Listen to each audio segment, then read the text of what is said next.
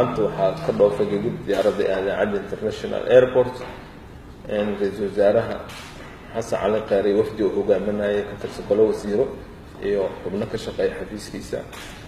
ayagoo u sii jeedo dhankaas iyo New York soo uu qaybgalay shirka qaramada midoobay ka dhici doono bishan September markii wasaarahana wax xagga khudbada ku leeyahay wuxuuna halkaas ka soo jeedin doonaa khudbad ku saabsan horumarka ay gaartay